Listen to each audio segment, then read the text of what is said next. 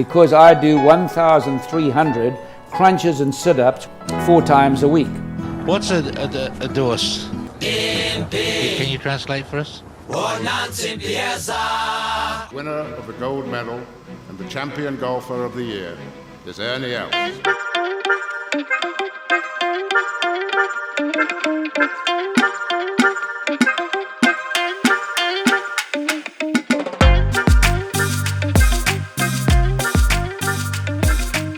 All right, everyone, welcome back to the Go Track, the podcast about golf and golf adjacent stuff, mostly from Africa. My name is Terence. Joining me today is the Hoff. Hello, Hoff. Hello, Big T. How's it going? Yeah, aka Big T. And JDV. How are you, JDV?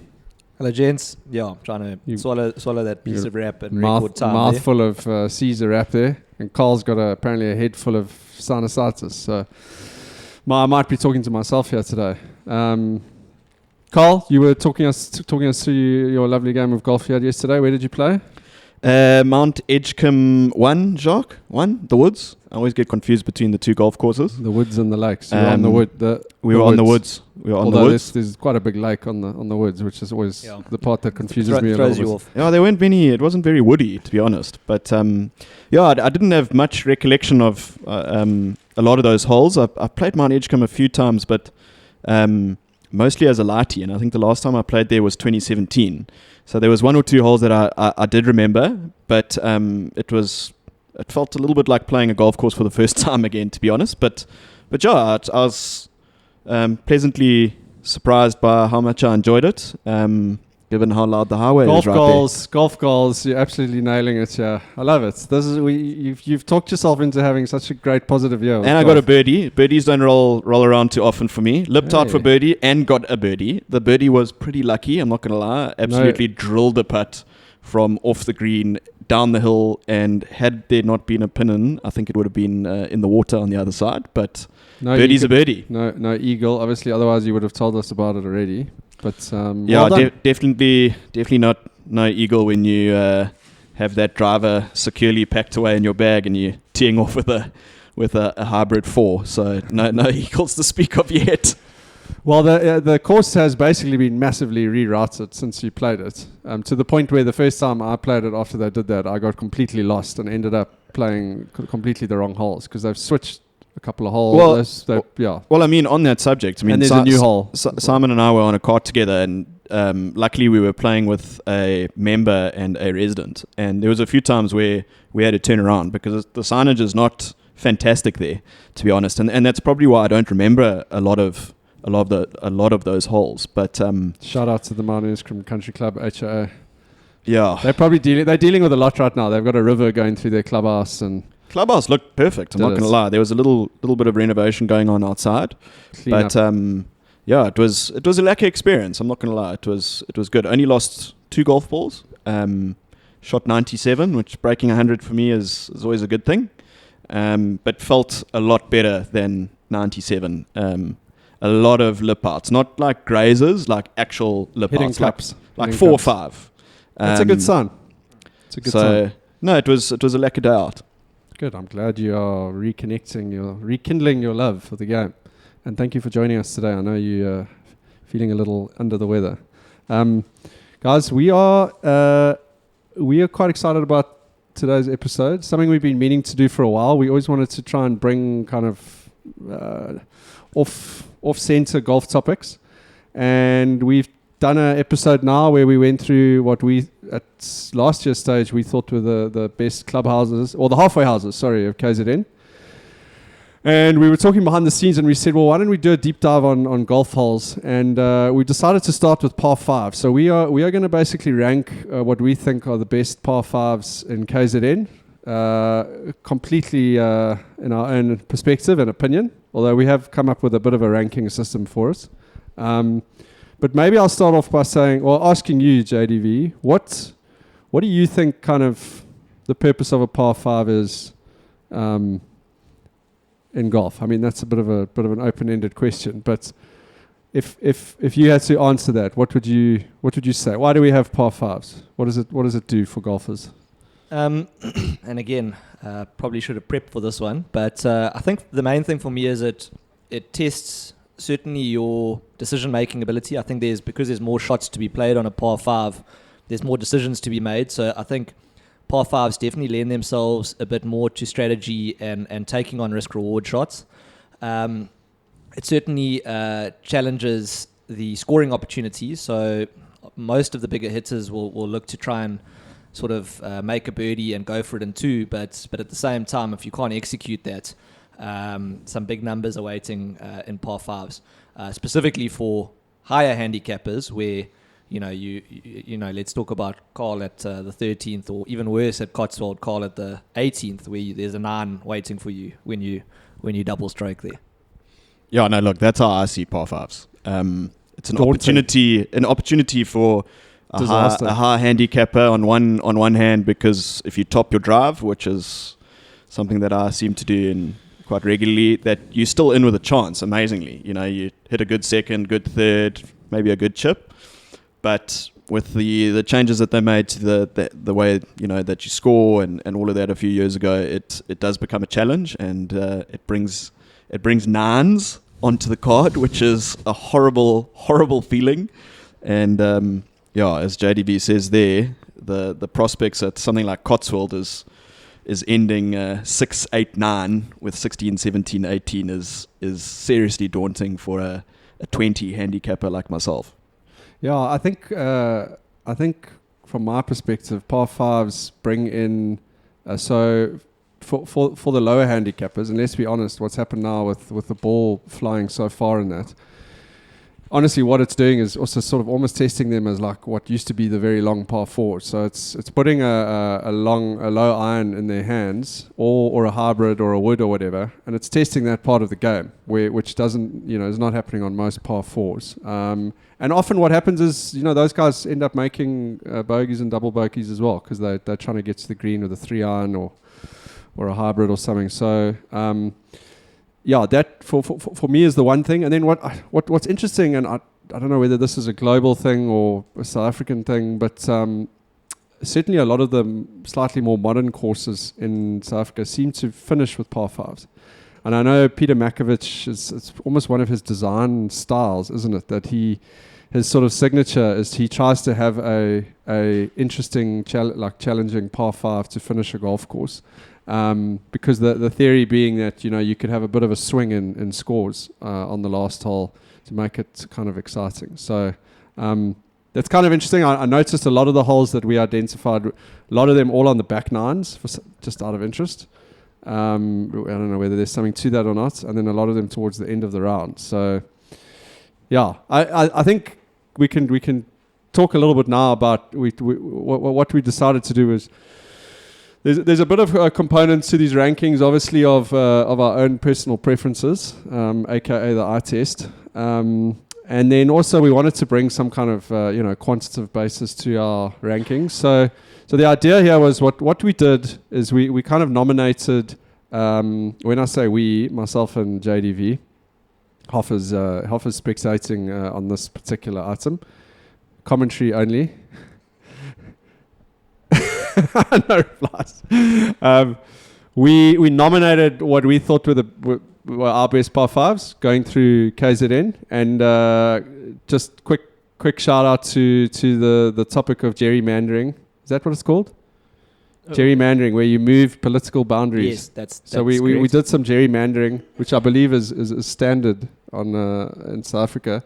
Which is we moved the provincial boundary between the Eastern Cape and KZN to the west side of Wild Coast Country Club, because I think everyone considers that to be a KZN course. Technically, it's 100 meters the other side of the provincial boundary, but yeah, we moved that boundary.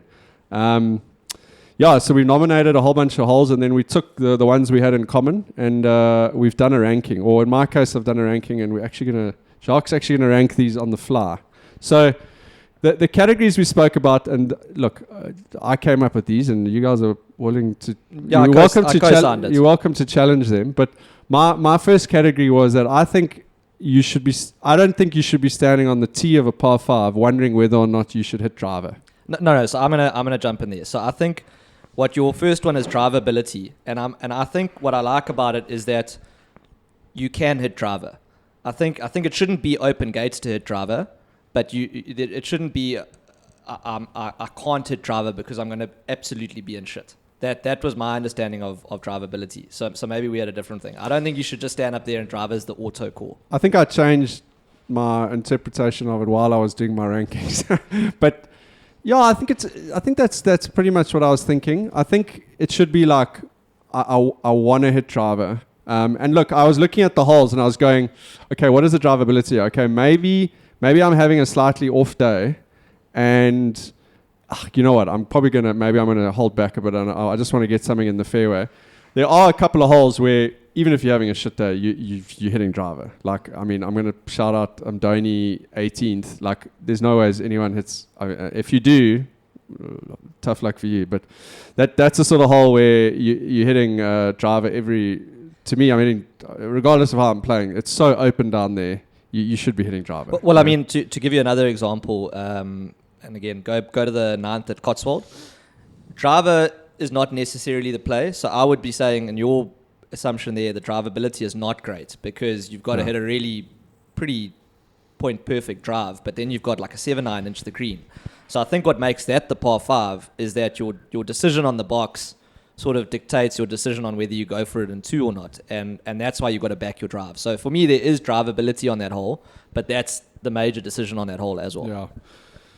Yeah, look, for me, it was like, does the hole, and this is also my personal preference, does it encourage me to hit a driver? Is it pushing me in that direction? So is there a reasonable enough, like a nice landing space where I'm not going... So as an example, the Wild Coast 12th, we can go into it, but that's not a hole where I'm encouraged to hit driver.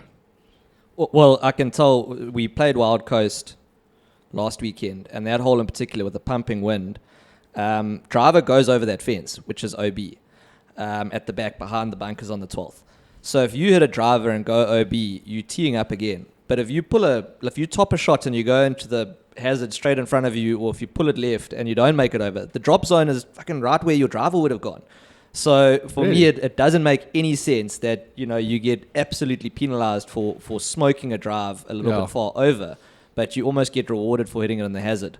But yeah, that was just my issue in terms of drivability there. It pays to not make it over rather than to hit it too far. Yeah, sounds like a little technicality on that course.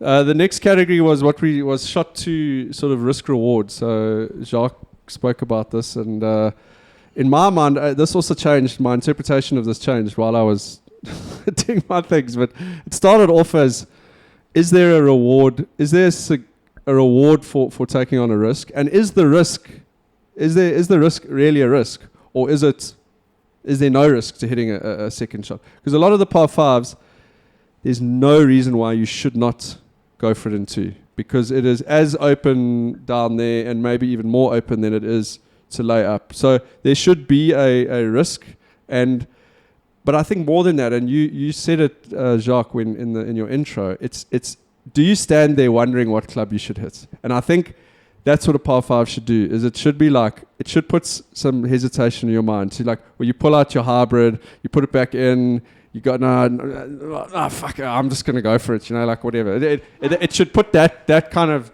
doubts in your mind, and if it does that well, then I think it's a good par 5.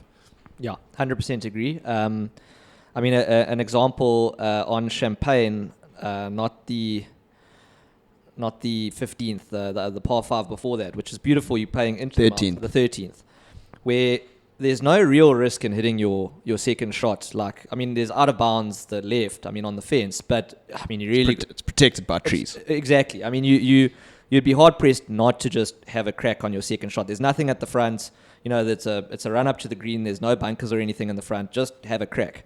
So for me, the 13th at Champagne, while it has a beautiful backdrop, you know, it's in a great setting, that for me, that risk reward on that second shot, even on really the drive, is not there. There's no real risk reward on that. It's like the 18th at Amdoni. It's the same for me. 100%. There's no major hazards around that. I mean, unless you really fly it over that green, there's a bunker in front of the green. But I mean, if you put in the bunker, that's not a bad. So that's one you can go way right on your second shot. Go way right. You know, it's yeah. So that's not as way right on your drive though. I've been there.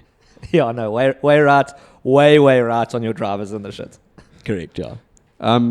The third category, and I've actually changed this. Jacques doesn't know that I've actually changed it, what this category is, but it was conditioning. But I feel like conditioning is a bit of a NAF category. I think like conditioning comes under eye test, like whether, that it's a bit, interpretive. I think we're going to end up on, it's unlikely we're going to have goat tracks in here. It feels like a bit of a weird category to rate on. So I actually changed this category to the green sites, Jacques. So I like an attractive green site. Where does the green sit? Does it sit in amongst trees? Is there something interesting about the green site? Does the green have interesting contours on it? I think that's important for all golf holes, and I think the green site itself is a category on its own. So just to let you know, that's a thing you'll be ranking. Fourth category, memorability. I mean, I don't think you need to explain this one too much, but it's interesting thinking about it, because the way I went through all these courses is I as I do with a lot of things, I went onto Google Earth and I literally went down to the Wild Coast and I scanned my way up all the golf courses along the coast to Princess Grant. Sorry, Richards Bay, I didn't quite get to you, or Munsey. And I went and I looked, and for me, I've got auto par fives that I remember in my head.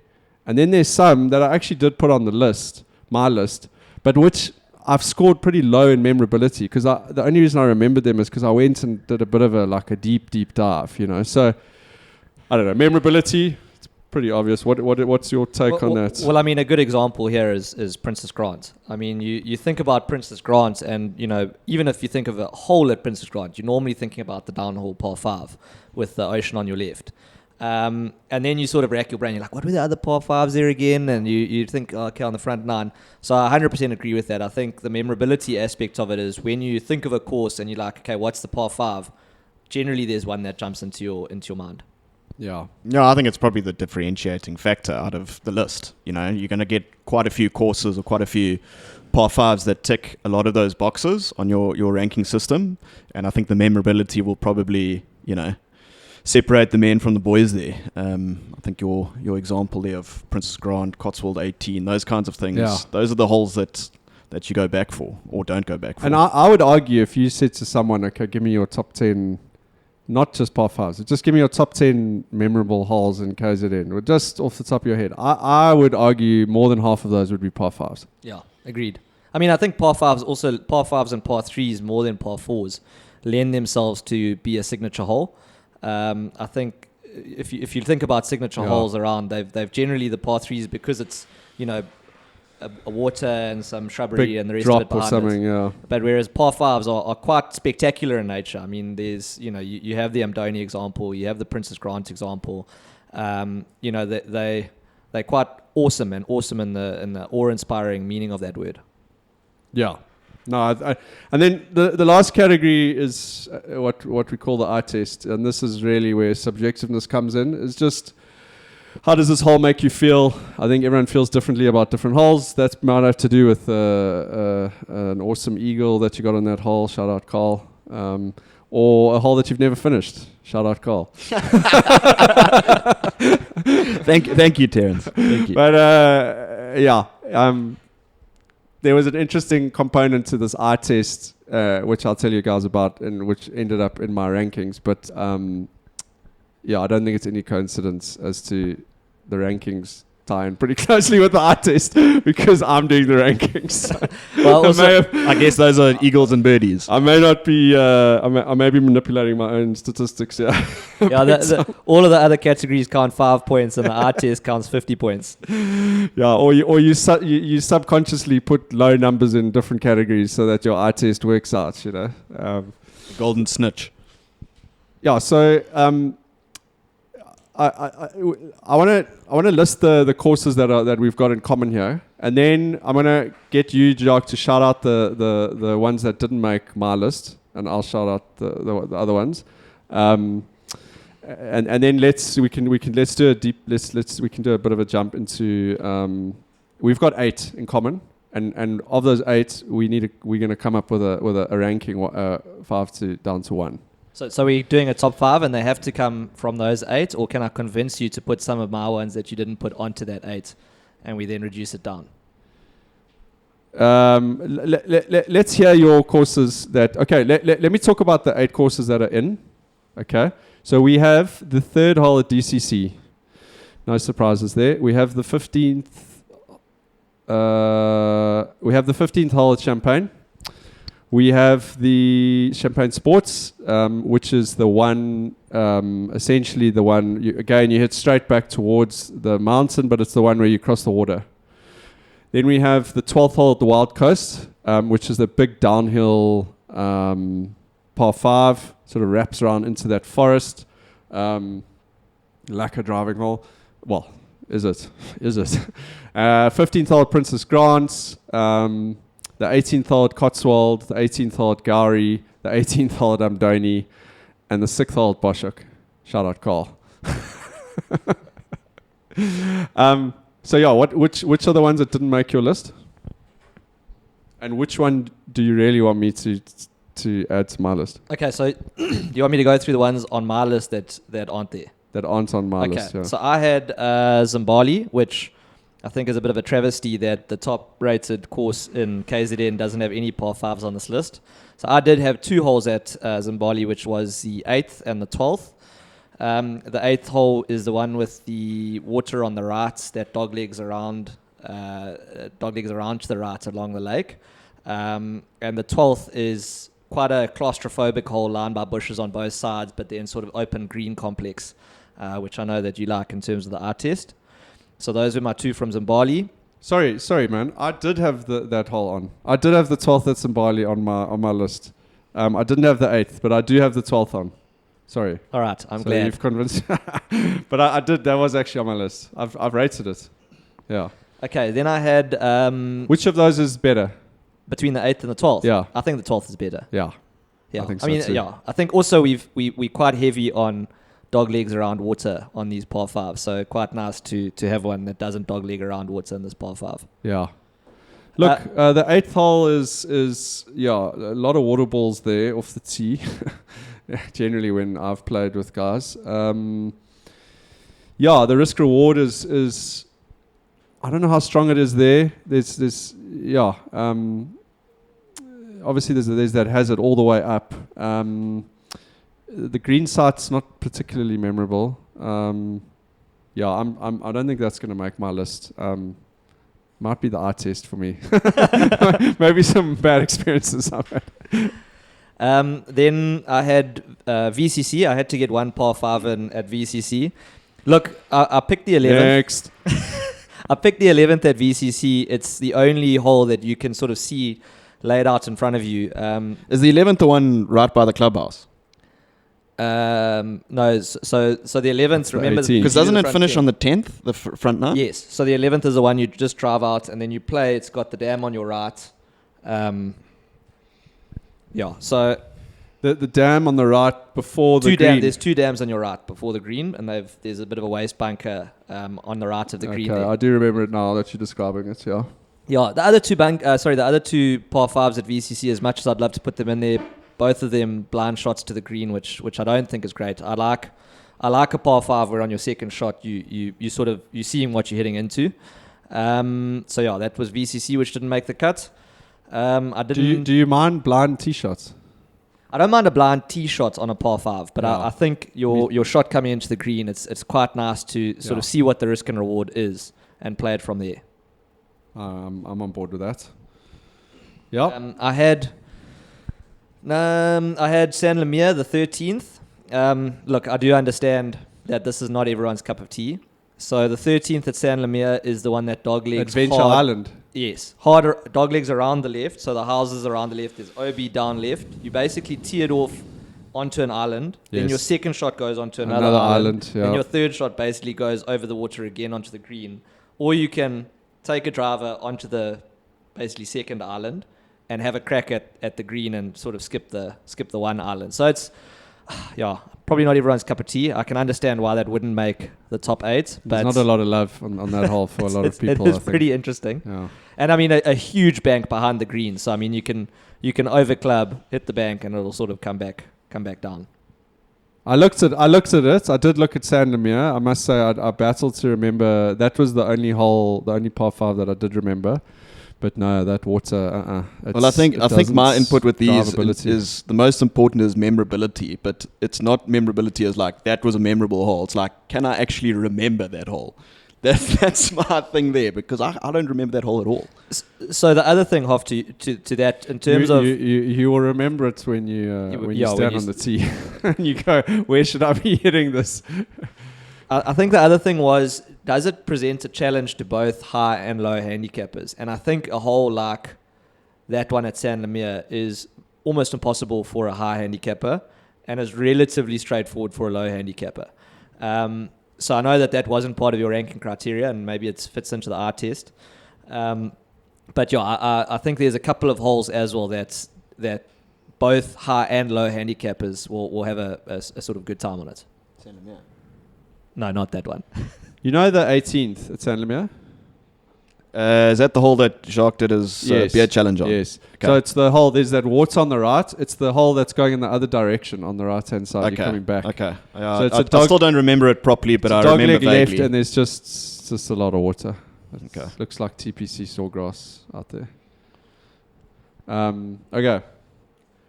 I probably didn't finish it. That's why is that it? Have you covered all of them? I saw sorry. Port Shepstone in there. No, which was interesting. Yeah, I did have There it South. I had the South Broom the 9th. I do think I can convince you to put the 9th at South Broom on here. So the 9th at South Broom is the one where you also hit over water onto a green, and it's got that little palm tree in the middle of the green, which I think is pretty cool. Let me just pull it up. But while I'm pulling it up, I think. I looked at that. Is it the one with the water on the left of the fairway? I think there's water left and right when you start hitting it. But it is a goodie. There it is there. Sorry, this is a podcast, so I should be explaining this. Yeah. So the tee shot. Shout out to everyone who's listening and looking at the computer that we're looking at. But Jacques pulled up the South Broom here, beautiful sunset picture. So there's a tee. You hit your tee shot, and then there's water on the left and right. Yes, and then you do have a choice where you can hit it over the dam onto the green. I mean, you can hit it right to the green. You can take on a little pot bunker there, and also if you fly it a bit long on the green, you've got a contest with putting around a palm tree. Is this the same hole where you hit Eric in the back? I think that was a hole before with the. You palm went trees. right before the water, and then tried to chip it through the palm trees. When I say chip, I mean scull the ball straight into his back. Sculled it straight into his back. I think it was the hole before. This was the one that Matt got an eagle on. Is this the palm tree right in front of the green? No. The palm tree is on the green. It's literally in the middle of the green. Carl's half shaking his head. He's not convinced about no, this. memorability zero. We did have a pretty big night maybe before the last time you were there. Yes, okay, I'm looking at it now on Google Earth. Okay, the palm tree's in the middle of the... Look, honestly, because there's a tree in the middle of the green, I'm going to add it to my list. I'm happy to add this hole to my list. I do remember it now. Unfortunately, my memories of golf at South Broom are normally heavily affected by the states of my head. It's unfortunately is a place I've only ever played on golf tours. And yeah, normally things have got a little bit deep by then, deep and dark. So it's not. I don't have great memories of South Broom. I'm going to be honest with you. Like, don't think I've ever broken 90 there. Like, always in a lot of pain. Well, the issue is also that for some reason the handicapping makes you play about 10 shots less than your handicap. So it assumes that I'm a scratch handicap or something off this golf course. And I agree. I battled to break 90 here. Also, not the most inviting golf club in terms of how the members facilities, how the members welcome you in and all that kind of stuff. Halfway house. Yeah, no. Halfway house. I think we said was room for improvement. So. Huge room. Yeah.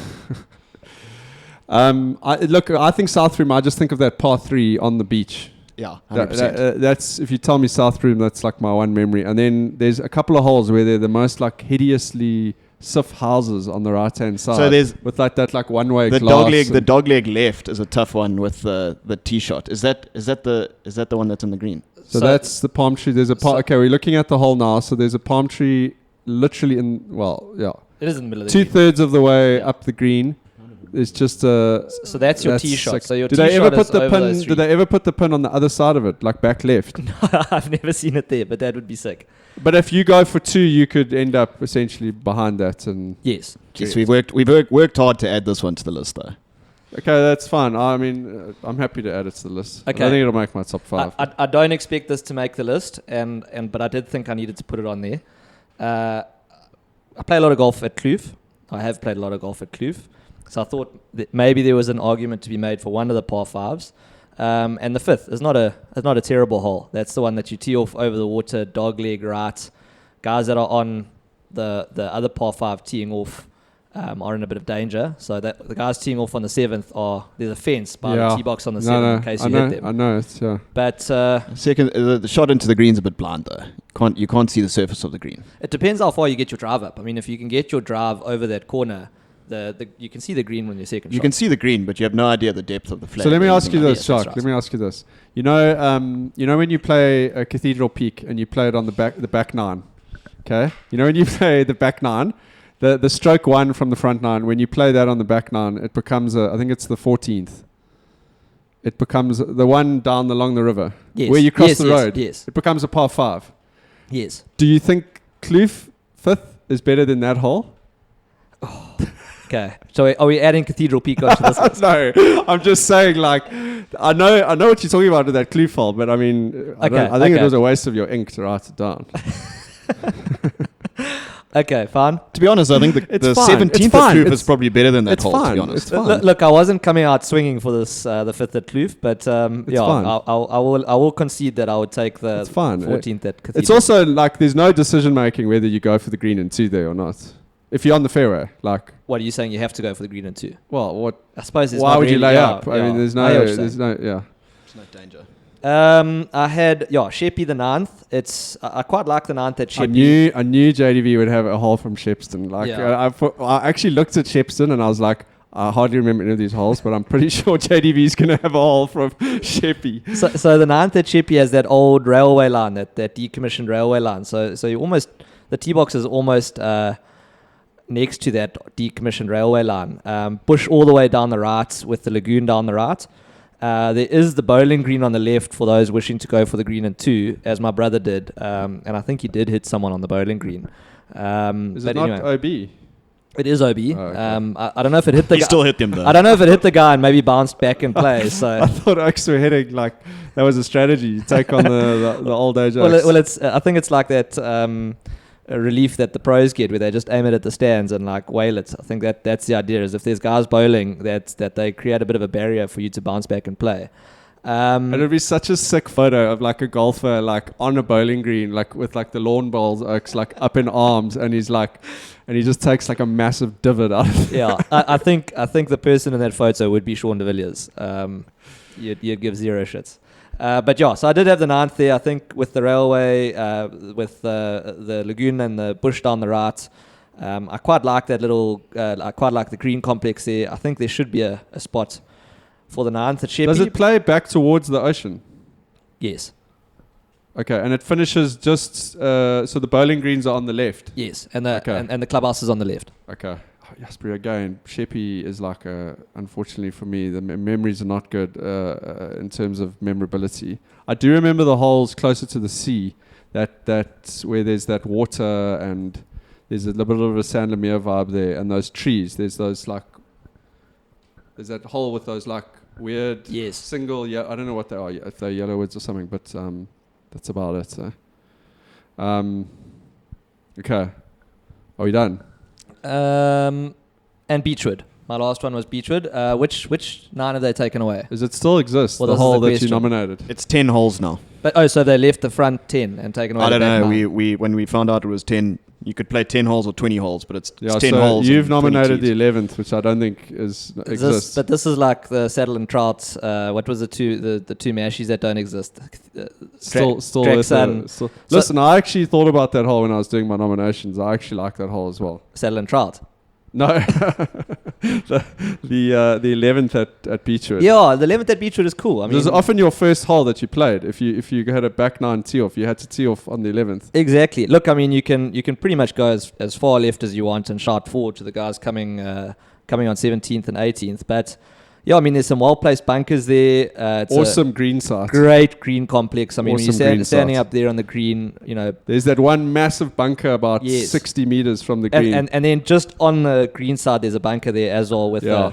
So I think if it still exists, I think it has to be added to the to the mix. I'm happy to re-add that. I didn't add it because I thought it was like a goat field now. Soon to be like 15 or 16 houses. Sadly, probably along that way from the planning application I've seen. Yeah, I think so. You still with us there, Hoff?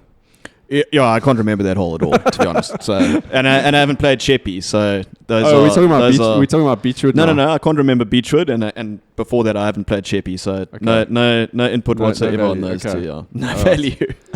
Okay, so you've covered all of yours now.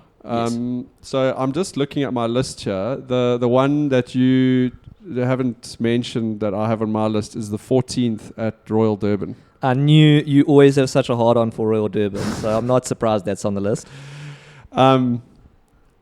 Yeah, it's okay. So it's scored. I have ranked it. It scored very low on memorability. And again, I went, as I said, I moved my way along the coast, and I had to go and look at at Royal Durban. But when I looked at it, so you'll remember it now when I describe it. But it's got the canal. You know the canal at Royal Durban. Well, Hoff hasn't played there. Oh, you have played there now. No, that's You where still I haven't wanted to played play there? yesterday, but they had their members' day, so we had to play at Mount Edgecombe. Okay.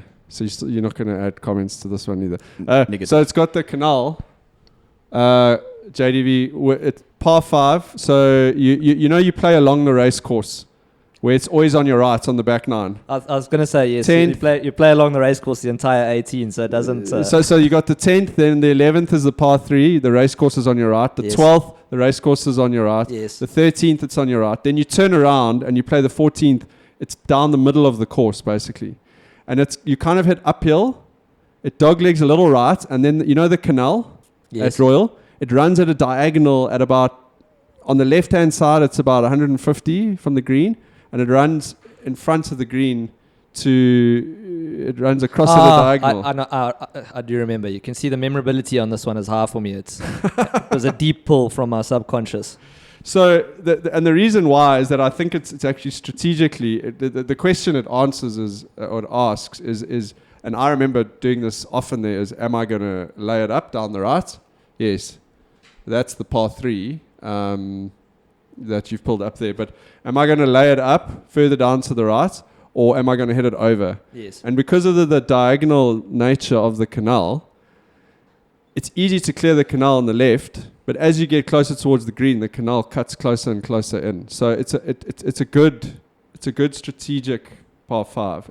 Again, as I say, scores low on memorability, drivability. It's pretty much a driver. There's space up there. So that's one that you didn't have on your list. I'll pull it up for you now on my my digital Mac here. But anyway, this is it.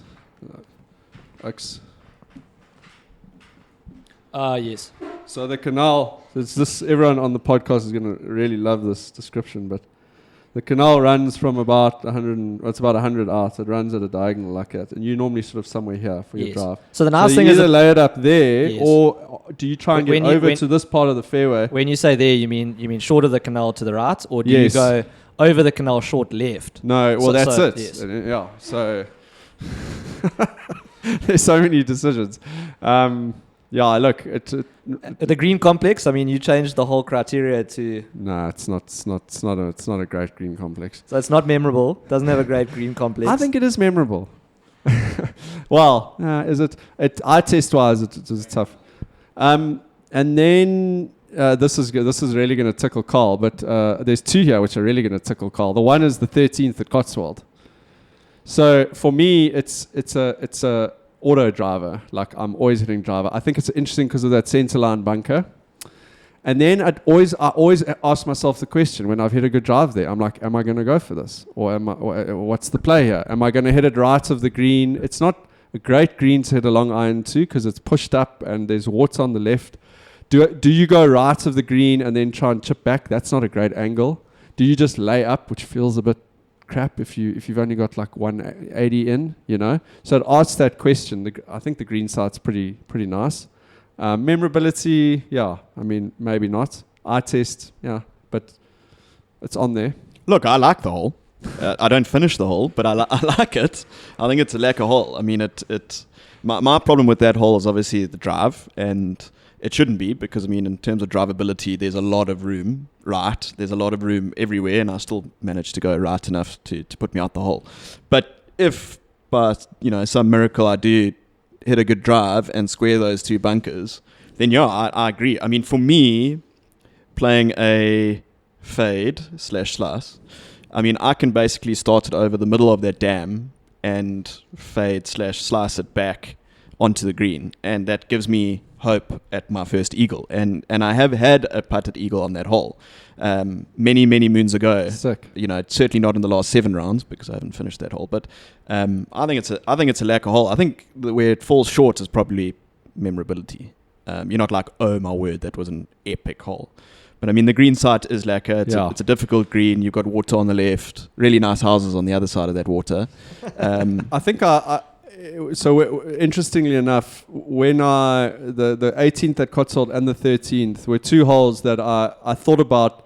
Have I stood on that fairway wondering whether I should go for it or lay up? And I've done that a lot on that hole, and I've done that a lot on the 18th. So I think that's a sign I prefer of the first to the 13th. I think the 18th definitely makes the list, but I think the first is a better par 5 than I think the first is than the 13th. I'd rather put the first on than the 13th. I think if you're looking at and actually I'll take the first over the 9th as well, even though I wrote the 9th here. Have you ever gone for 2 on the first? I have actually. And how did it go?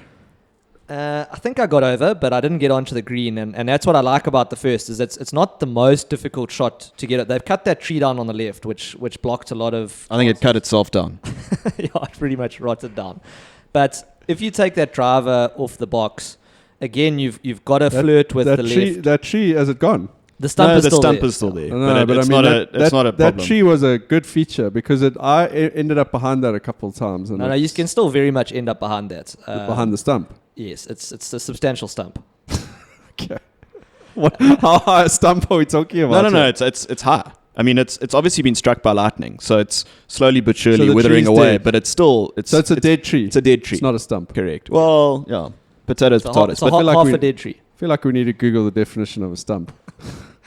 But I mean, you can hit over in 2 if you hit a reasonable drive there. You have to hit a hell of a drive though. You do, but I mean, in winter it runs down that fairway quite nicely. I never hit driver there. I always so hit drivers something short. So again, and I think the thing on a par 5, and you were saying with driver, you want to hit a driver. For me, I don't think I've very seldom hit a driver on a par 5 because if I hit a driver down the middle, I have to go for it in 2. Now, I'm not a very long hitter, but what is the point of hitting a driver on a par 5 if you don't go for it in 2?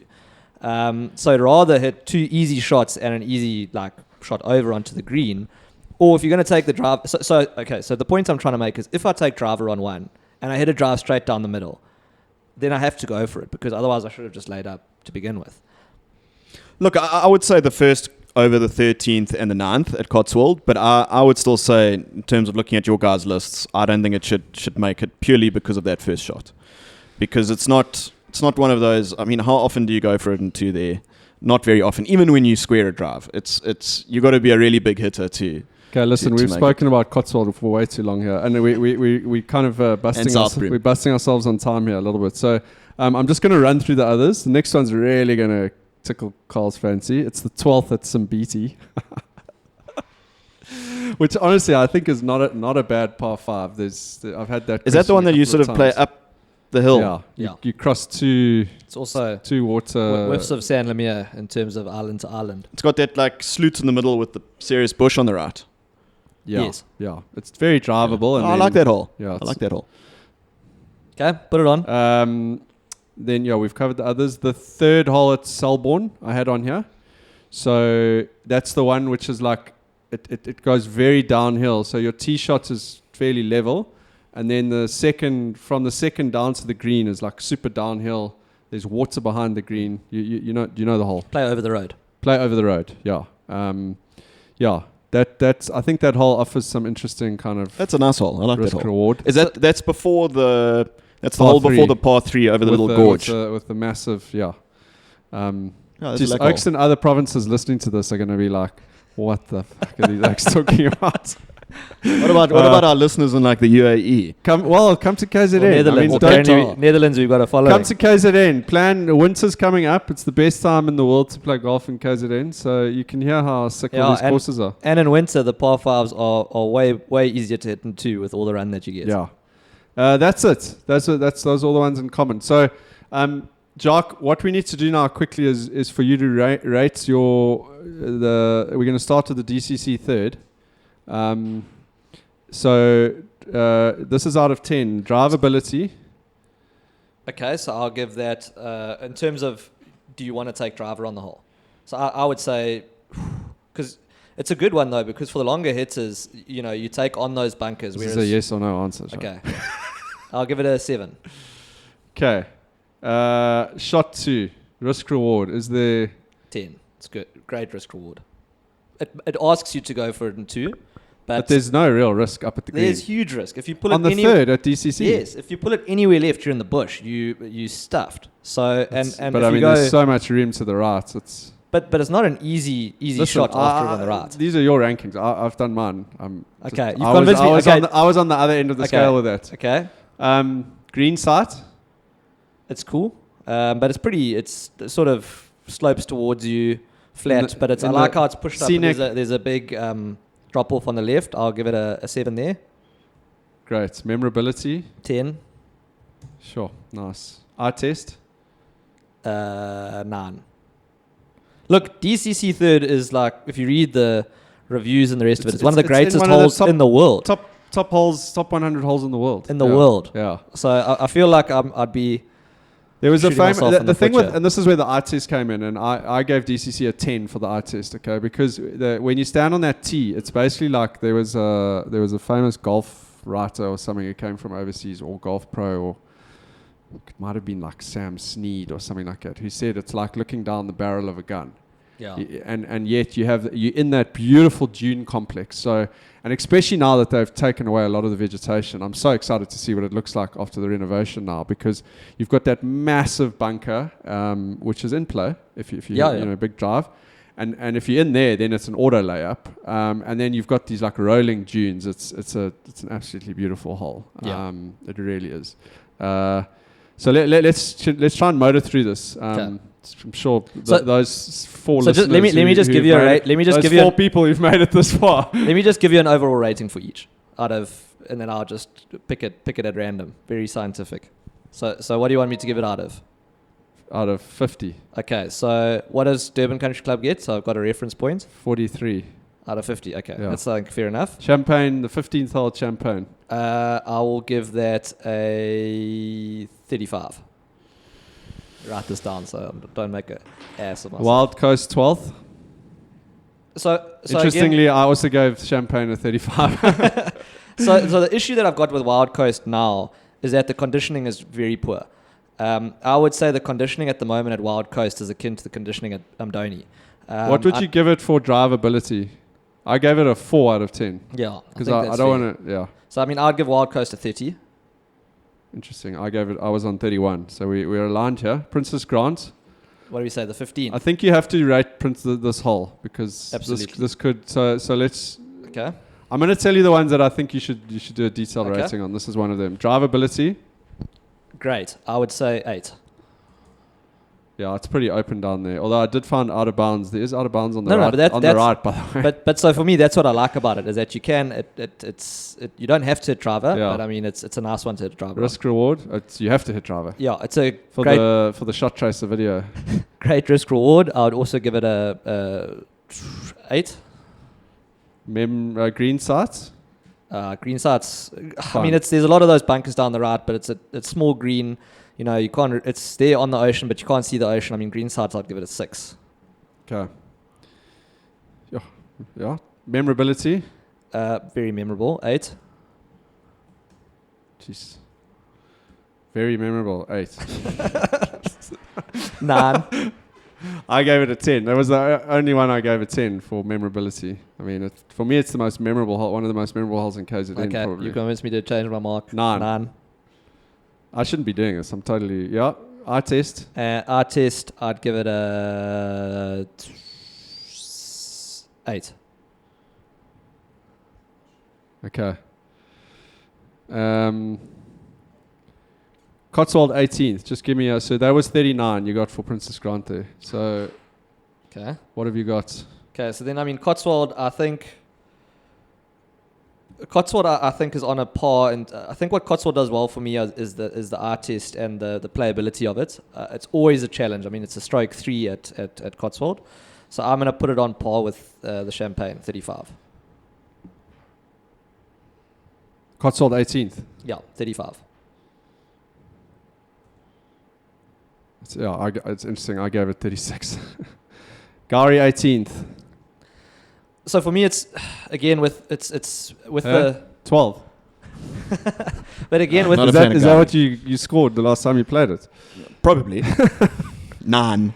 So the issue with it is its drivability it takes driver out of your hand, it right? does, but not only that. I mean, the little area that you have to tee up to is not the greatest condition. You sort of got the other green there. I like the fact that you can have a crack over the dam, but I mean you've got to pretty much smoke a 3-wood and you're dead if you don't hit it in the middle. I mean, out of all of these par 5s so far, it's probably my least favorite, so I'll give it a 29. You have to hit a really good tee shot there to put yourself in a position to even think about going for it. Yeah. I think it's a really nice green sight though. Yes, very nice. So I scored it high on like memorability and green sight. But the drivability, it scored it pretty low. 29 is tough though. Cheapest, bro. Fuck. I'm Donny 18th. I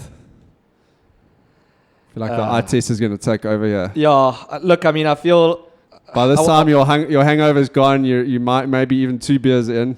so. I mean, yeah, I'm gonna give that a 29 as well. So your ratings are definitely more spread than mine are. But Boschuk 6th. I really like Boschuk. Just in case, Hoff, you didn't know that. No, but when I say, JDV's a big fan of Boschuk. but and I mean, this hole is amazing. This is the best hole in the course, huh? 100%. Yeah. So, I mean, the par 3 and it's after that's pretty good, but this is a really good hole. and it's a great par 5. It's a good par 5. Yeah. I mean, I would be putting it up there. The risk reward is very tangible. If you're not going to like this, I'm going to give that a 37. Interesting. So it's behind Princess Grant 15th. Yes. But okay. And then there's the 12th at Simbali. So that's the forest. Yes. It's fairly generous, but it's a gentle dogleg left. I think this is a super interesting par 5. I mean, I know I'm asking you for your ranking, but when I was looking at it, there's quite a subtle risk reward for your second shot there. It's a great hole. Yeah. I think for me the memorability side of it is a little bit lost. It's a bit tough. Yeah. I do think it's The better. pie and gravy is just settling by I mean, the time you get to the green. I mean, the conditioning, and I know it's not. I mean, maybe conditioning fits into the art test. The conditioning at Zimbali is superb. It is good. I'm going to give it a 36. 36. Okay. And Well, Beechwood 11th. Beechwood 11th. We Yeah, added it. Beechwood 11th. Added in. What have you got? I'm going to put it on the same par with. I'll give it a 30. A 30. 32. Let's get out of the So what's your top one? Durban Country Club. Okay. So, Jacques, can you just fill in a bit here? Can you guys just have a bit of a fill in while I tabulate the results and refer to our auditors quickly? Well, I think the one question that I'm going to ask for a bit of filler here is, Hoffman, how often do you go for it in 2 now on par 5s with your new mindset? It's a difficult one because obviously, like, it kind of is my current strategy works against itself. So I mean, on one hand, I've got obviously a goal to get an eagle, my first eagle, and obviously that would mean that the chances of getting an eagle without going for two, obviously a lot slimmer. You'd have to slam dunk it. But at the same time, like, I'm enjoying golf a lot more because I'm in most holes, and that's because my driver is squarely locked away in the bag.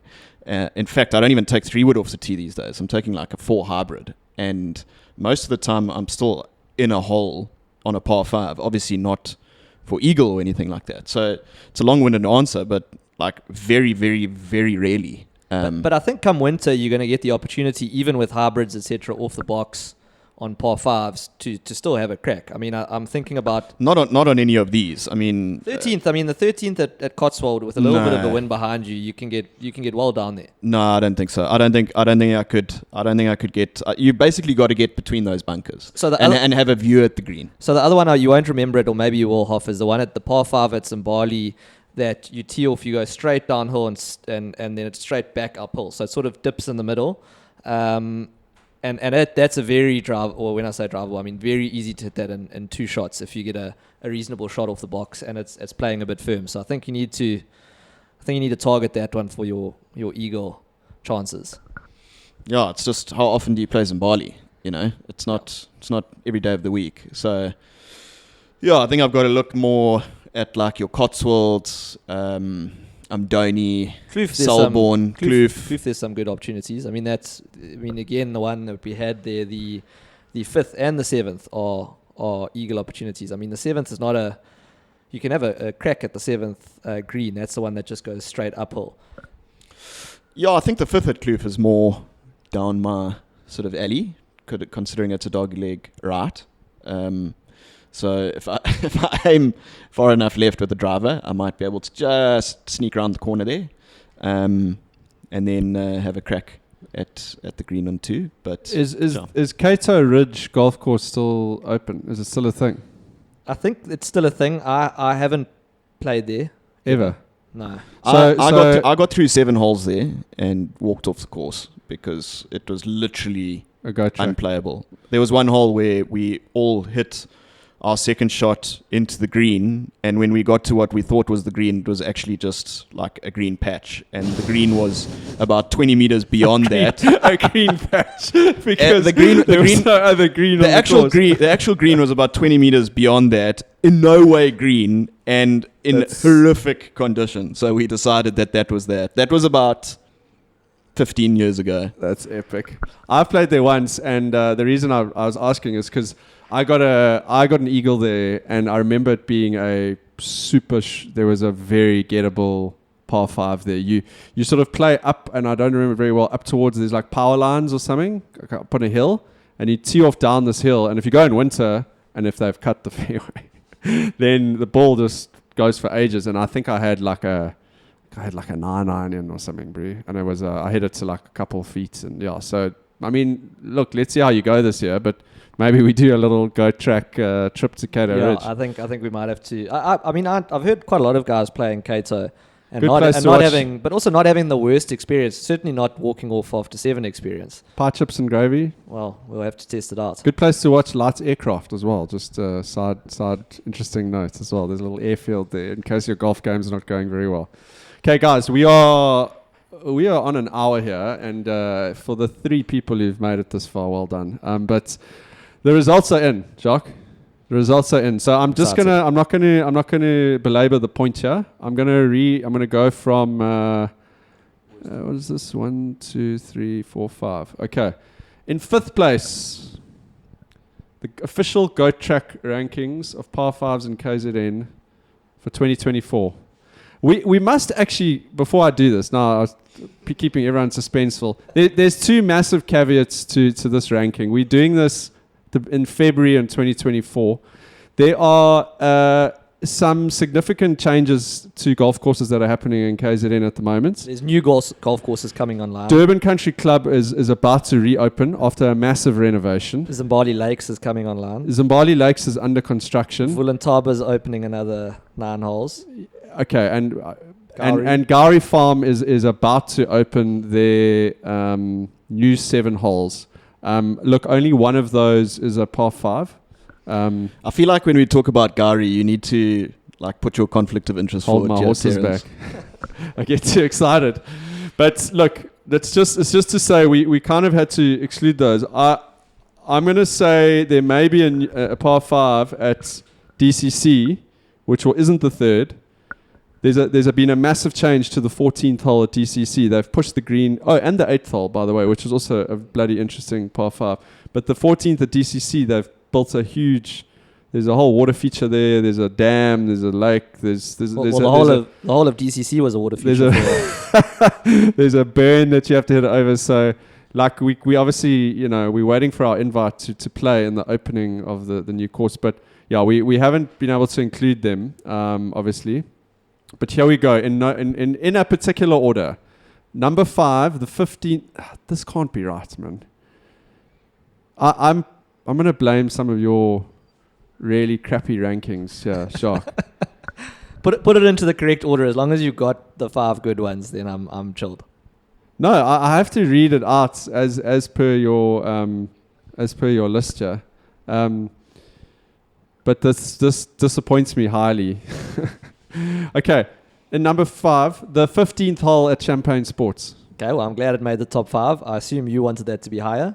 No, because there's holes that haven't made it, which where you and I had massively different rankings. Karl, this is where you need to come in and back me up. That's a great hole. I love that hole. I think that's an awesome hole. Really? I really do. I think the drive is not as simple as you think. It's not bad. It's not bad. Have you ever gone for it in 2? Look, that's probably where it does fall down slightly. For me, that's memorability, eye test. The green site is really cool. It's nice. Such a small little Listen, landing strip. I don't want to mess with the numbers. It's a great hole. I don't want to mess with the numbers here. Jock, sorry, what did you give the to Boschuk, the 6th? 37. 37. Oh, shit. Okay, auditors are just checking the results here. And the winner is Lala. Oh, thank goodness. Okay, sorry. Re-announcement. Cancel that. Champagne has just fallen out of the top 5. This is fantastic. Goff just went and said, "I'm so glad that Champagne's in the top 5," and now Boschuk's there.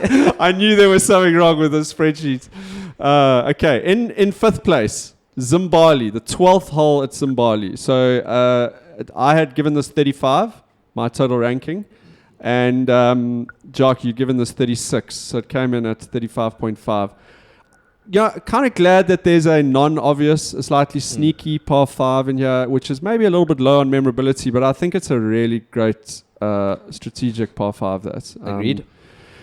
4th place, the 18th hole at Cotswold. Yep. I had ranked it higher than you did. In fact, I had it as 39 points. You had it as 35. Yeah, good eye test for me. I think the risk reward for me is I've stood on that fairway many times going, should I, shouldn't I, should I, shouldn't I. What I've settled on now is just dumping it in that right-hand bunker. But that's not an easy shot coming out. Not a great shot from there. It's almost easier just to go in the water and then take the 7 I think it's easier to go into the back bunker. Yes. Because then you're playing back along the length of the green. Yes. So, yeah, but I've done that a lot. Because the layup is also, you then, the shot into the green is not that easy either. Yeah. So it really asks that question well. In 3rd place, Boschuk, number 6. That's a crime, Max. Surely. That is an absolute crime. Karl, we're going to have to take you there. It's a great hole. It is a great hole. It is a great hole. Did we show you the flyover? I just want to find out, Terence, did Boschuk take 3rd and 2nd place? So the 6th and the 15th, are they... That's half the golf course. I only counted as 9 holes, so we should ask the auditors whether a 9-hole golf course can. Well, I mean that's what I was going to say. There's clearly something wrong here. But if Boschuk is 3rd, I mean, come on. I did have a Mashi course in here with Simbiti, my nomination for Simbiti. What are your feelings on that? You were suddenly talking about how much you liked that hole. Better than Boschuk. Way better than Boschuk. Do you know the 6th hole at Boschuk, or can you have no memory of it? Is that the one with the lake all running all the way down the left? Yes. Yeah, so I mean, I remember it. There's There's nothing fond about it, about that memory. Not high on the eye test. I probably played it in winter, so it was brown, so it doesn't look nice. I played it again later that day because it's pretty much the same hole again. We might have to mute. I think that was the hole. Microphone. That was the hole that I was dragging my lip behind me when we played there on the one tour that we had. By that stage, the wind was blowing, and Mr. Else had severely got on my nerves by that stage. You were 5 hours into your round. Yes.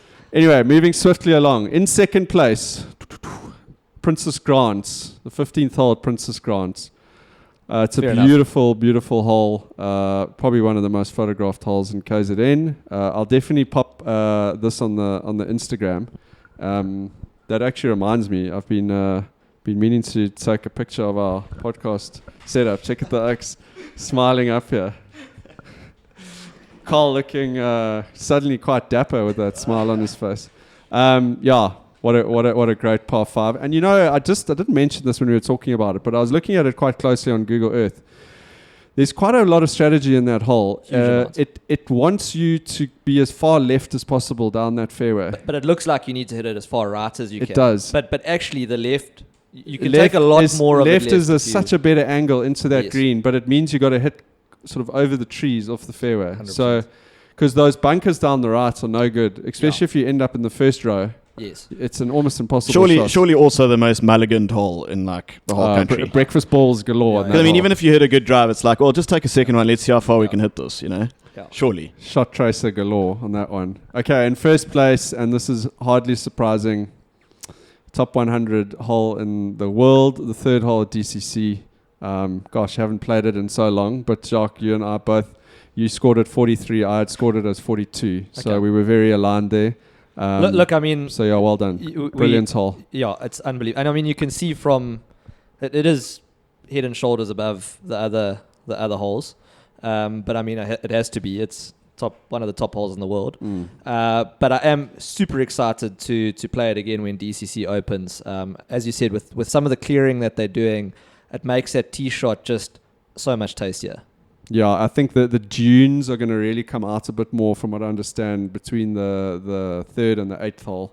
So it's gonna, I think it's gonna look even better. So, guys, well done. We got there. The Goat Track's first official hole ranking. Well done to everyone for listening. And I just wanted to say, if you have made it this far, you must be a pretty avid fan, or maybe a family member. Or maybe you fast forwarded right to the end just to hear the top 5. But please do, if you have listened this far, then you probably find our content interesting. In which case, it would be lucky if you guys shared it with friends, shared the podcast on your WhatsApp groups, or however you share information. Yeah, much appreciated. We've got some cool stuff that we want to do this year, and it does help having more people listening. So, gents, with that, any parting thoughts? No, I mean, it would be nice to get an invite to DCC's opening. We've got our new logos coming out. I would assume some shirts and that. So, anyone from DCC? Well, we've got a couple of we know a couple members there. I have told Hanky that Mr. DCC. You can pin us in with his membership. So I'm sure we can get ourselves around there. So yeah, we do have. We're going to be putting some. Are we putting some merch out, Karl? I think so. that's the plan. That's the plan. Get We've the got a merch. logo. We've got our friend in South Korea who designed our logo for us Great logo. in record time, and I think we're going to have to run some sort of thing for our first 50 loyal, the 50 loyal listeners we have. I think we might have to send some free. Some ball markers. Some free merch out. So Some some live golf caps. Watch this space. Share the podcast. I think we'll think of a way to identify you guys and send you guys some free merch for being the loyal, first 50. Some loyalty merch. Might be the first 5. Let's be honest. Shot X. This was Laka.